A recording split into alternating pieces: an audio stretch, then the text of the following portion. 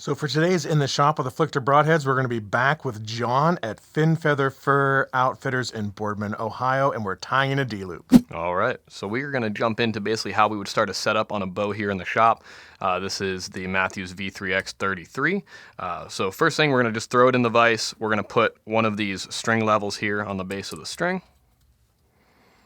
And then I've already got this one leveled out, but we're going to move this vise back and forth and get this axis leveled. This one we're not so much worried about right now. This guy we want nice and centered. We're going to take whatever arrow is being shot, go ahead and throw that on the string, and we are going to grab this little guy here, which is just our arrow level. Different bows will tune a little bit differently, so we may have to come back and edit this based on a paper tear, change that loop height a little bit. For the most part, everything's at level or usually just a little bit over. You can hop online, look up the specs for your manufacturer, and somebody's forum will tell you if it tunes a little over level or a little under level, kind of as a general rule. But every bow's a little bit different with its tune, so this may change, but we're going to start right at knock level. So we're going to grab that arrow, take our piece of D-loop material here, go ahead and fluff out that end, take our lighter again.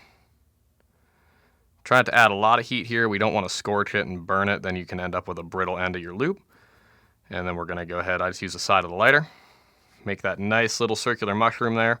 Give that a couple seconds here to cool. All right, once that's cooled off, we're going to just go ahead and double that over. We're going to run basically both ends of that loop through. And then when you pull that tight, you get that nice start of your D-loop. I crunch it down, make sure everything's nice and compact and clean. And then now we're going to pull that down to the point where our arrow level sits right at 0. So arrow's nice and level. You can visually look through, see it's going right through the burger hole. Get that out of the way. And then I go ahead and do an under tie here. All this is going to do is it's going to help cut down on knock pinch. That D-loop's not going to be able to collapse on itself. And it'll give us a reference point if we need to tie a new D-loop later on. There's a bunch of ways to do an under tie. Some take longer. This is a real simple one. It's clean, it's simple, so this is a good one if you're just starting out. All it is you run it behind, just an overhand knot, and then take your 2 tag ends. One behind, and then it's really easy there to bump that off a level, so just watch. Bring that arrow back to level if need be. Scoot that under tie up, and then you're basically just going to repeat that same knot 3 or 4 times. Kind of depends a little bit on what serving you're using, how thick it is, and how close you want it to be to your knock. So for this one here, we're just going to do 3. Bring those all up nice and tight, and then that last one to finish, you just do another overhand knot. Tighten that up, and then I'll clear all this guy out so we don't burn anything. Go ahead, get in there with some heat. Cinch everything up so it looks nice and tight and pretty. Okay, so arrow's nice and level. Top of your D-loop's done, under tie's done that quick. So now we're going to take this and then we're going to do everything opposite we did the top. So your front one is coming towards, so we're going to come towards. That way it finishes with that knot facing the opposite direction. So whatever side your knot's facing on the top, ideally we want this top knot started on the other way. This is just easier for you guys to see what's going on. So we'll bring this towards, go back behind again, and now away. So now you'll see your top knot finishes facing, and then your bottom's away. Ideally that's better twisted if you're a right-handed shooter the other way. That way if you're shooting like a thumb or a hinge style release, there's no rotation on your loop. But visually, as long as they're facing opposite ways, they pull on each other and don't pull with each other, and then you risk your D-loop coming undone. Just trim this down nice and close.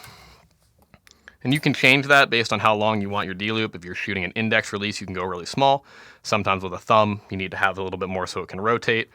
Or if you need to adjust your draw length, let's say your draw length is 28 1/4 and you need that extra 1/4 inch, you can compensate that on your D-loop. Mushroom that out, get that fluffy, and then same deal as before. Gonna not apply too much heat, just enough to melt that down to where we can work with it, where it's malleable. Go ahead and squish that up on the end of our lighter.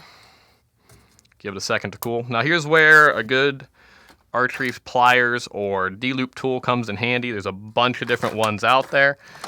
Some of them are pretty crazy looking, like this guy here. Some of them are just a simple pair of pliers with a cutout.